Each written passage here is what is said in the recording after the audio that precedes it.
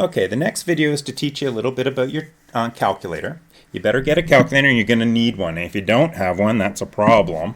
Order one on Amazon or do something. You don't have to spend a lot of money. In fact, you can download a scientific calculator app for your phone probably as well. But it's got to have a hypotenuse, HYP, a sine button with a sine inverse at the top. See that with different letters, different color.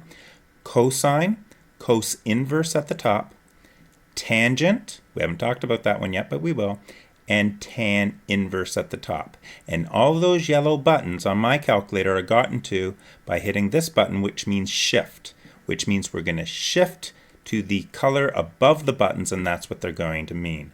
Your calculator will have something else. It'll either have shift, or it might have a second function key, which what that means is it's just using the second function to whatever this button is. The first function is whatever's written on the front of it, and the second function's written above it. So you might see a second function key or just second key or something like that, depending on your calculator.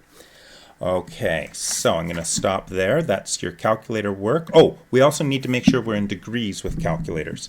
So with calculators, somewhere on your display, it's going to have a little D, an R, and a G. There's three ways of measuring angles using a calculator.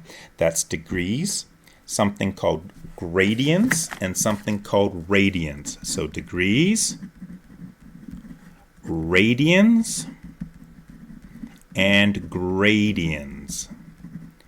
You need to always have your calculator in degrees, and your calculators have ways of getting out of that, so you always need to make sure. On my calculator, I'm looking right here, it says DEG, which stands for degrees. I look along here, it says mode, and it has different numbers I can touch. So if I hit mode, and if I hit 5, it's changed to radians. That's a different way to measure angles. If you're in radians, your calculator will give you the wrong answer for every question. I hit mode, I go to 6 on my calculator, I get gradients. If your calculator's in gradients, every answer your calculator gives you will be wrong. You must make sure that you are in degrees. So mode, and I hit 4, that didn't work. Mode, and I hit 4, and I go to degrees. Some calculators on the back will have a reset button. It's easiest just to hit the reset, and you'll be good to go. All right, that's your calculator, and I'm going to stop here, and then we'll start with the lesson.